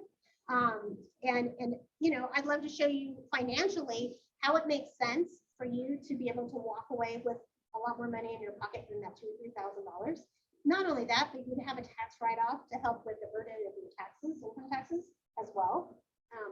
How about I just sit down, kind of explain all that to you, and, you know, you can then decide whether you want to keep running or not. Yeah, sure. I mean, I guess that sounds good. I guess we should look at it. Okay, awesome. Does Tuesday, Thursday look better for you? Yeah, I gave it to her on that one. I will do No, that was Tuesday. good. Yeah, I was gonna. Oh, yeah, Also- Tuesday. Also, you're able to help in a rental, would you not give her that information yet? Maybe. I mean, my first goal is to educate them on why renting sucks. If I there's a legitimate need to rent, we respect that all day long, right? But to rent just because that's the path of least resistance, which is kind of what he was indicating. Yeah. Is a stupid financial decision, and we want to at least let them know that. Yeah. Yeah, and I wouldn't have asked, I mean, I would have asked the Tuesday, Thursday, or like whatever day at first, but if I'm at the open house, I literally ask them what they're doing this afternoon. I'm done at 3 o'clock. You want to meet at the office? Like, you're obviously driving around looking at open houses. So, right, I don't say that to them, but I'm like, so like, if you really want to sit down and look at some of the numbers, and you want to go over the process, even if you're a year out, I don't care. Like, I don't have anything going on today. This is what I do. So if you want to stop at the office, or we can meet for coffee, I can go over all this stuff with you. Like, I asked for the same day. The last open house that I did where this guy comes in and it was the exact same thing. And I was like, listen, he was just a single guy renting. I was pretending to be him during this. And I know I said the kid thing, but we were trying to come up with some stuff. But I asked him, I was like, yeah, look, I get done at 3 o'clock. My office is 2 miles down the road. You want to stop at whatever, have a buyer's consultation. We'll go over all of it. He was like, yeah, we went and had a buyer's consultation. He put an offer in on that house that we did the open house at. It didn't get accepted. And then so we put an offer in on another one. And then that first one fell through. He goes, Mike, I want it. He ended up buying that same. Which is so rare. That's super rare. So rare. So rare. But yeah, I've had multiples where had a person walk into the house and said, Mike, my husband, she called me after the open house. I never thought, I did everything she just did. Never thought they were gonna call me, contact me. She calls me 30 minutes after I've already picked up my signs. I'm driving home like Sunday at 4 o'clock in the afternoon.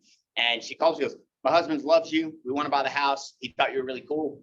We'll just put an offer in tonight. And I was like, well, wait a second. Are we pre-approved? Are we whatever? You know, of course, I got a guy. I called him. We were good to go. We had the offer and they bought the house. So like, it does happen. It's very rare, but it does happen.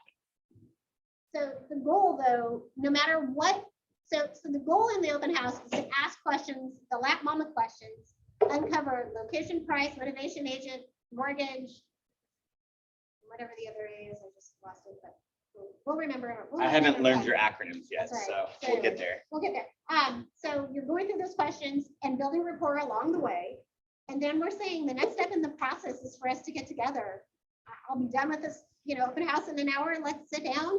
Let me go through the process. Let me explain to you how it works. Let me explain to you the money involved. That's a big one. Like, they don't know that they've got to write an earnest money check and an option check and inspection and all of that. Let me explain the money.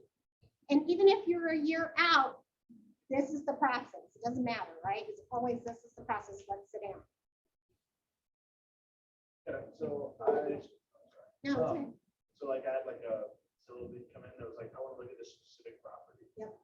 In situations like that, would you say like, so what I did was essentially was like, yeah, I'll take you to look at it, show them the property, kind of just walk them through some stuff. And then I was like, hey, right afterwards, let's go meet here, and sit down and do it that way. Can I? Yep. All right, so those are really actually one of the big, more common, like, I saw this house online. I just really think I love this house. I want to go see it. When can we set up a showing? Like, really quick. Doesn't really give you a lot of options, right? So what I generally have taken to, I have like my policy of like, if somebody wants to see one direct house, again, they get stuff in hours on Amazon. I'll say, yeah, no problem. I'll set the showing up and I'll get a whole package together. Basically my buyer's consultation package.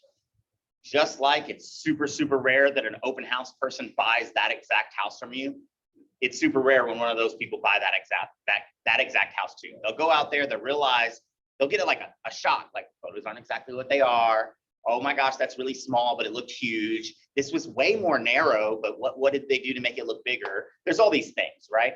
And so once we're done, I'll say, listen, guy, and I'm very like cavalier about it. I'm just, listen, guys, this is not the way you want to shop for homes. Like, it's great. That's what they show on HGTV, right? Pop in, go out and look at the house. It's beautiful, the whole thing. It's all staged.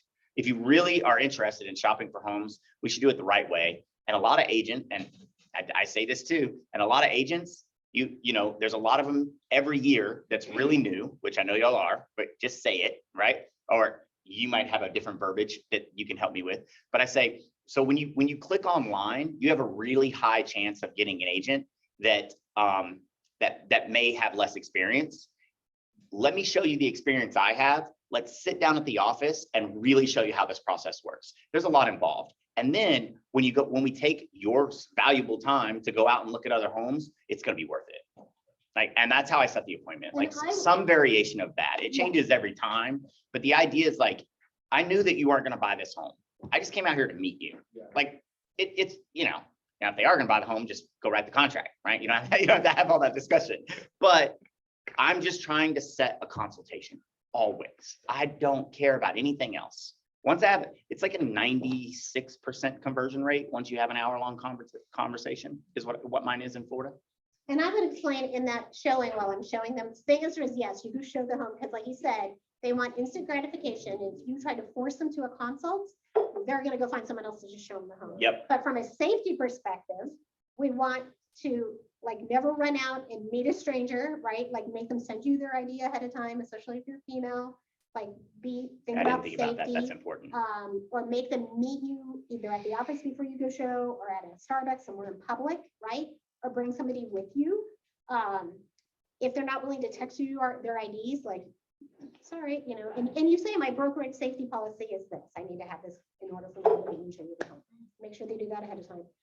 The other thing too is when you're showing them the home, you know, one of these things is like, look, guys, you're looking only by looking at Zillow, you're only looking at things that are popping up on the MLS. One of the advantages to working with a knowledgeable agent who works in this area and specializes in the area that I work in is that I may be able to find you things off market. And I work within my brokerage, which is one of the biggest local brokerages in the area, to help find homes for our buyers off market as well, to avoid multiple offers, that sort of thing. You know, how about we go sit down, let's have a cup of coffee and I'll explain how it all works. It's always back to let's sit down and chat Yeah, about it. always on everything. On that, I have two questions. Yep. I forgot them already. On his Zillow thing, Yeah. he wants to see this one house. Would you go to the MLS and try to find 2 or 3 other ones right in that neighborhood? And say, I know you don't like this one, but No. I want- generally I want don't the do that. consultation. Yeah, I want the consultation. Like because if I give them other options for showing, if there's one in the neighborhood right next door, you can, sure, right? But because it shows that you went out of their way, right? Like, but if it's generally, I just want the consultation Yep. on everything because and my other Because I you can think become a door if you opener. call me, if you call me online at all, it doesn't matter if I signed up for something or not. Tom Ferry calls me all the time. They're trying to sell me something, always, right? So I need them to understand, like, yeah, of course, I'm working to make a paycheck and make a living, right? But I want to do this, what I believe is the most correct way, which is taking care of your needs so that you, and I tell them that, so that you will refer me to your friends and family. I want you to have so much like knowledge about this process and be so satisfied with me that throughout this process, you will refer me your friends and family or coworkers. And then I get to build my business like a very natural way. It's the slower way, according to what a lot of top agents will tell you, but that's how I want to do it. It really shows them that you're there for them. You're trying to build a community of people that are like-minded, you know, and so it's really important to do that consultation. I mean, I generally do not take people out on showings unless it's that's the only exception, right? What you just explained. I generally don't take people out on showings at all. And when you're new, that's a little bit difficult, right? You have to chase everything you've got. You've got to try to build that sphere up really quickly. But when you get there, you'll understand the importance, especially in Austin, right? In Austin, a home goes on the market and there's 25 offers in 24 hours. It's something crazy here, right? that's a really easy way to overcome that objection. Like, I think one of the best things we can do, sit down, go through the process, have this consultation. And one of the reasons why, it's going to put you, no other agents, not a lot of agents are doing this for their buyers. So it's going to give you a huge leap forward off the starting line when we do find that house that's right for you. You know, that I tackle it like that. Like, I'm trying to help you be the best version of yourself as a buyer as you can be. And if you don't like what I have to say, you got a free coffee out of it. You know, it's like a bad date. The worst thing you get is like free dinner, you know? I don't know if that applies anymore these days. I haven't dated in so long. If you do get that conversation with the open house. It's tough. It's tough. You're saying you're going there to educate them, so are you're going through your buyer's pack?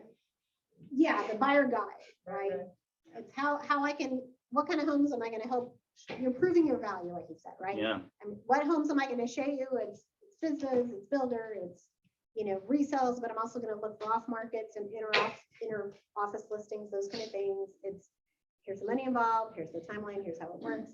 If they're an educated buyer, they've done it a million times before, it may be a shorter, more condensed. If they're a high D, maybe shorter, more condensed. If they're Marcus and an SC, it's gonna be a 2-hour appointment. We're going through every detail. Yeah, I got a question. Can I ask a question, or did anybody else have one?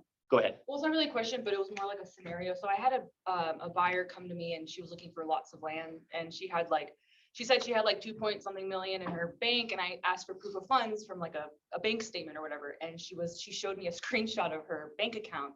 And for me, that's not good enough, right? We need an actual like proof of funds, or is that? A summary is very common. Okay. So I always, for my proof of funds, will screenshot just the summary. Yeah. As long as you can tell it's her and the money, that's about all you can do for proof of funds. Okay. Yeah, and most people, like, if I thought you were going a different route, she actually sent you something. No. But generally, when most people have the funds Yeah. and that kind of money, and they call a professional, they're really being lazy. They're looking to hire somebody to take care of their stuff for them. So they generally don't have an issue. I've never really had an issue with somebody with that kind of money not send me like, yeah, sure, whatever you need, let's just get it done. They have that kind of mentality, right? So you generally, if they're being, I thought you were going like, and she just wouldn't send it to me forever. Generally, well, we gotta ask some questions. I then. can We tell need you to sit- stories. Yeah, right. I didn't know if I I'm was- sure I've got a question for you too. Vanessa. Yeah, I didn't know if like an actual like a screenshot on the phone was accurate enough for me to go by off of that, because I know how real it was, and she kind of got offended had and it- was like, oh, No, you don't. can't- My first closing ever was that Yeah. from a guy on a Never. beach. You never want to question someone's Right. integrity. Okay. And you know, but if you're getting red flags in other ways, then that's Right. different. But from the get-go, that totally works. And the way to phrase it is, hey, just so you know, before we can write an offer, I'm gonna have to have proof of funds because they're not even gonna look at our cash Right. offer without it. Right. Do you have it available? Can you go ahead and send it to me so I have it in the file? Something like that. That way it's not like, I need to make sure you're legit. And I think that's what got off guard, because I was tag teaming my teammate with that, and she didn't ask for proof of funds in the beginning, and then she got off guard with me, and I was like, and she was like, oh, you don't believe that I have the Yeah, money, yeah, whatever, you and I was gotta be like, careful. all Yeah, so the So- way to phrase it is just, yeah, before we write the offer, I gotta have this. yeah, It's just part of the checklist, you Right. know? But proof of funds can look stupid, crazy, Right. not legit, and we cannot question it, and a bank's never gonna allow you to talk to them to verify it, like, it is what it is, and that's what you And do. on the other side, like for a listing agent, when they get a screenshot of a bank, they can't question it either. No, right? no. Okay. And you never wanna make sure you always black out the account number, Right. and it's just like the client and the total. And sometimes proof of funds are gonna be a financial advisor who says they have the money, or a banker who says they have the money, their net worth is more than enough, or whatever, you know, and you just, thank you, that's all you need. Appreciate it. Yep. Okay, your question? Yeah, I was gonna say, like, what do you do when you have a buyer and you get some of that information online? Obviously, you're trying to set up the appointment, but you don't quite get, maybe it's a few days from now, or you haven't, maybe they're gonna call back to the wife or whatever, but you feel pretty confident you're gonna get the appointment. Mhm. What do you do regarding the MLS when you have some information about their house? Do you set the MLS up first, or do you wait till the buyer's consultation? Oh, I never wanna give out the MLS until I have a buyer conversation. Same. Okay. Yeah, I'm using that as part of why you wanna meet with me. Yeah. Yeah. So, yeah. like, Hey, setting- appointment. We're gonna- Setting the person up on an MLS, so this was gonna be my argument. I was gonna ask that question, but setting somebody up on an MLS search ahead of time does a couple of things. One, gives them access to everything without meeting you. And two, without a real explanation of like how the MLS works compared to, and I'm pretty cavalier when it comes to Zillow and Realtors.com. I literally encourage my buyers to use whatever is easiest for them, right? But I explain that all of those places pull information from us, and I explain how it works. So in my buyer's consultation at the very end, I wait till the very end of the consultation, and then I set their consultation up, or I set their MLS search up on the screen in front of them with them together, and we put in all the data. And then I submit the email so they get, and the reason why I do that is because what happens is one, in this market, you get buyer's fatigue if you put a couple of offers in and they don't get accepted. But two, they will see a home on Zillow and then they will say, well, why didn't you send this to me? Right. And I've had that so much. And if it happens once, you can get through it. If it happens a second time, it's really hard. If you haven't had the buyer's consultation, right? If it happens a third time, they're going to stop working with you, period. Because they think that you're not sending them homes. But if you allow them to go through the criteria with you, they technically set it up. You're just guiding them and explaining why they may not see one home compared to another. I'm gonna jump in on that because he doesn't know our market and you guys really need to understand this. So in our area from Austin to San Antonio, we have 3 different MLSs. We're sending them up on Austin, but they could be seeing homes in the other 2 MLSs. So you always want to set yourself up on the search on Realtor.com because that will feed from any of the MLSs for Can the you have area. access to all of them though? Huh? Can you have access to them?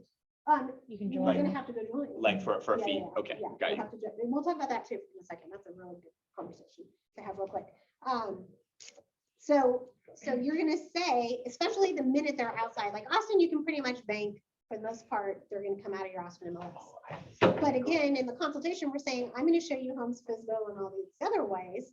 And people sometimes will do homes on Rex, which doesn't use their MLS or whatever. So you say, if you see any homes that I haven't pointed out, make sure you let me know and I'll go check it out and we'll set a showing. But if they're south of us, and put yourself still on the Realtor.com search. But the minute they're south of us, you know, if it's feeding from another MLS, it'll go on Realtor.com, you'll get the search. But in that consultation, I would warn them that, hey, we're looking in an area that can come from different MLSs. So I'm putting you on this search, but I can also, I'm going to keep an eye out through Realtor.com to see if anything else comes out on other MLSs. Yes, so you want to didn't know warn that. them in that consultation. And if you already belong to those other MLSs, then you really in those areas want to set them up on searches from all the MLSs, and there's going to be duplicates, and it's a pain in the ass. And I'm sorry. They don't aggregate together when you sign up? No, Oh, they what? don't. Okay, sorry. It's okay. Texas. Why I'm on the So there's board. some things I still gotta work out. Yeah. The other thing real quick for MLS is let's talk about that really quickly because we're having this issue come up a lot. It's in our code of ethics, in our company policies and procedures that you have to do what's in the best interest of your buyer, and you have to be knowledgeable in the area you're serving. So the minute you have a buyer who's all of a sudden saying, I'm priced out of Utah, Kyle, I'm now going to buy in San Antonio. If you haven't lived in San Antonio, you are not knowledgeable about that area, you have to do what's in the best interest of your client. That doesn't mean you can go join San Antonio and now go show the door, or get one of our other agents to give you the information to go show the house. So the first rule of thumb is, I can't determine if you're knowledgeable in the area or not. I'm never going to make that call. You have to. I'm going to trust that you're going to do what's in the best interest of your client. But at a very minimum, you must join that board, not only to be able to show the home and to have the MLS information and to have access to those lock boxes. But if they do decide to buy that home, you have to be able to pull the comps to be able to write the offer and educate your buyer on how to write the offer and submit the offer. They have to know if their offering is over value or not. The list price has nothing to do with value, right? So if you don't want to join that board, you absolutely cannot finagle it and try and get away with it, right? That's a big problem. Does everybody get that? We're seeing that happen a lot because it's very common for buyers that you've been working with who now are getting priced out and going further out. If you want to keep that relationship and work it, that's fine. You will have to join the board. It's a secondary membership. It's MLS only. It's much, much less expensive. It's 150 to 200 bucks a quarter. But then if you're not knowledgeable in the area and you still want to work it, I'm going to make you find a knowledgeable agent for that area who can consult with you and you pay them a referral fee or something so that you can maintain the relationship and keep working it, but you make sure you provide the best service for that buyer, okay? Hard rule, like, we're not debating this, it's not open for discussion. Because I keep seeing posts on our hub where it's like, who has Supra or who has Sabor and pull this and do that, like, it's freaking me out. And so I just want to make sure it's said to all of you right now, while I'm looking at you, that we can't do that, okay? I joined Sabre because my client had been looking for 6 months, okay, with me. And finally, we wanted to go to Sherman's. So with that said, I told them, I don't really know the area and I would have to get on another board. That's fine, we want to do it with you. I said, okay, but I'm just warning you, it's gonna be a learning process for me as well. So I did say that up front. Is that okay? Yes, but I did spend a still, lot of time over there. I've gone to all the builders. I've talked to so many people. I feel like I know it. and you may now know it, right? But on day one, had you shown him a home and he wanted that home, you don't know it. And so then you're finding a local agent who does know it to consult with them, to get some advice, be like, hey, I need to pay you a fee to help me out because I'm learning this area. I need to know it, but my buyer needs to know what I don't know from MLS. And there's so much that you don't know by looking in MLS or attendance zones about to change. Are bus routes going away? Is there a jail going in? Is there a highway proposed? Like the minute the pipeline came in along 150, like there's so many things that can affect the value that if you don't know your area, you don't know, or if you don't know that area, you have no idea. So you need to consult with an agent. You've got to find someone to pay to help you do that. And what you end up paying them is between you and the agent. It can be $500 for an hour of your time. It could be 25% referral fee, whatever you work out, that's fine.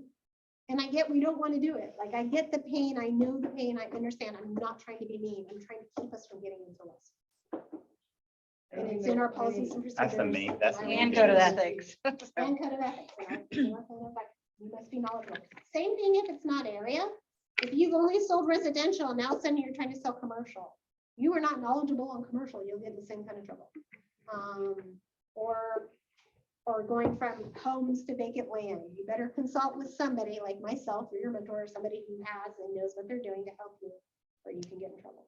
Can we meet right after this?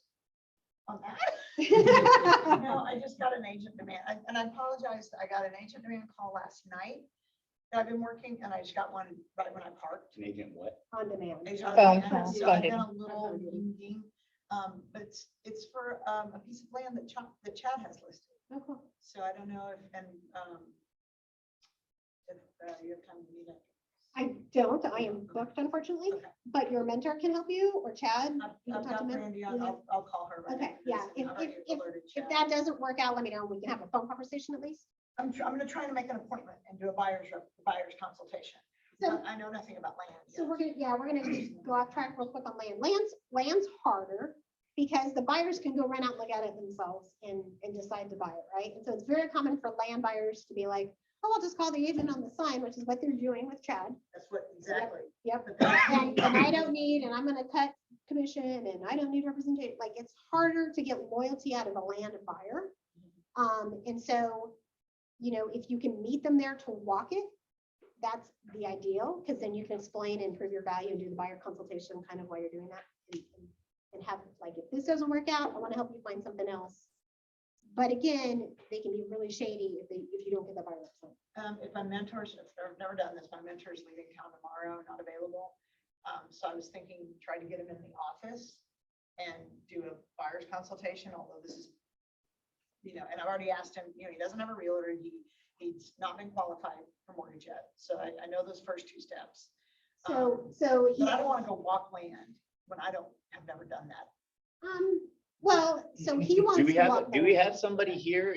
Like, do we have an Maybe someone agent on like Chad's that team? is like specific for land? Like Not on the whole brokerage, like it Not like really specific. crushes? There's a lot of us that have done a lot of land, like the Buda Kyle, a lot of the experienced Buda Kyle agents have done a lot of land. Yeah. Sometimes it's easier just to So refer. I don't want to go down a rabbit hole right now. Okay, yeah. Like, we'll Fair. talk for a few minutes after Okay, this. thank you. Yeah, yeah. Sorry about that. We've got like 10 minutes left. Other questions? And if someone wants to give you a review, what do you suggest? Oh, no. No, I mean. Yeah. Wait, what do you mean?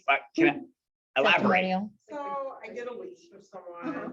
and they called me up and said, hey, I'm gonna send you some more people and I just want you to know if you want me to do a review for you, Heck we'd yeah. love to. And I'm Absolutely. like, great, but I don't even know where to tell them to do it. So Okay. Yep. Google my, no. I've got not no. yet. I got an email template that I can like share with you and Yeah. you can send it out. Yeah. But it's basically just, because I asked for all my buyers or sellers to give me a review. One time is before they even close, like we're right before closing, but it's just, and then there's 3 areas that I generally use, which is Facebook, Realtor.com and Zillow. Realtor.com, y'all should all go soup up your profile at Realtor.com because Realtor.com also allows you to get recommendations, which means you don't have to close on a home to get a good recommendation. So you can get your friends and family, people that you work with. I have my new agents get reviews Yeah.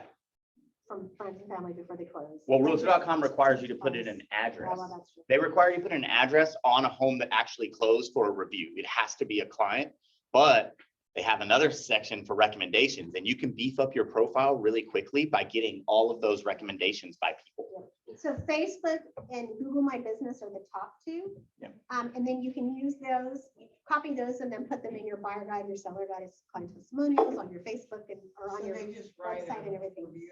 You want to Mhm. send them a link. You need to make it as easy as possible.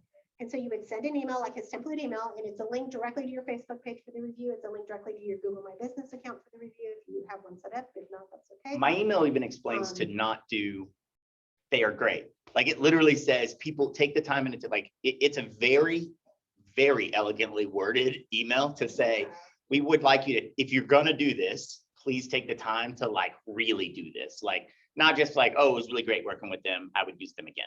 I don't care about that review. I mean, it's great to have 5 star. Okay, We We'll take do. whatever we We'll can. take whatever we can get as long as there's 5 stars, right? But we want a really good, and so the email template will really help you out. All you have to do is change the links and a few names. If you'll post it on Hub, that would be great. Yeah. Or we'll get, yeah, because you're not I'll on, give you, Yeah, yeah, thanks. we're working on all we'll get that. it on there. You have We'll to get do him on that. Facebook yet, y'all. Tell my dad to leave me alone for like a week. Chad, are you in there? Oh, he's on the phone. All right. Yeah, so there's, My business page, but I don't know where the link is. Cheryl will look right after. It's, we can- you get we can go in reviews there. and there's a link. It's really easy. Yep. so They never approved my phone number. if you, like, for the company, I created a domain that points to my Google review. For the company, we have 2 offices. So I found the Google My Business link to the office for the reviews. I point them to a domain. So now I just share the domain. Review ROGProsperbuda.com, review ROGProsper or ROGP Mhm. Austin.com, whatever it is. So I made it really easy to do reviews. Like you need to make it as easy as possible on them. 'cause if Click you make it here. hard- Yeah, if you make it difficult, then they won't do it. And there's Especially a- if they're not tech savvy. Yeah, there's also a website called My QR Code Generator or whatever, and you can just type that link and make QR codes. And so obviously the pandemic was terrible, right? But one of the best things that came out of the pandemic, everybody learned how to use a QR code. Doesn't matter how old you are, how young you are, we all learned how to use them, right? So Rate My Agent is also. They're gonna have QR codes on their jerseys where you can scan it and pull up their player profile. Wow, that's wild. yeah, exactly. I Smart mean, it's though. gonna be, right, so QR codes are now just ingrained, so we should also use, I use them for my open houses. Any listing that I've ever done, there's a website called CoAware that for $49 for 2 years, it lists it for 2 years. And for $49, it creates a professional website for it, and then I just hand out QR codes. That's nice too. And Taquitos can be crispy. for our So tools you too, bought $6 taquitos and a $100 microwave oven. y'all, we have access to, if you're using OneSuite and all of those products, then there's a lot of different products. Our Rate My Agents one, there's a QR code for open house, so you can collect information if you're using that for your CRM. Like, there's a lot of stuff that we have access to, so don't feel like you have to go and spend a lot of money right off the bat. Like, we can talk about the stuff that we have to use.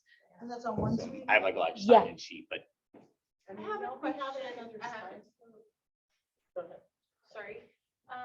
So if you get a review, let's say I did get reviews on Google My Business. So can I screenshot that and then add it to my permanent story on Instagram? Yeah, I have there's an agent, her name's, I can't remember her name, right? Lindsay or something, Lindsay Yeah. Hudson.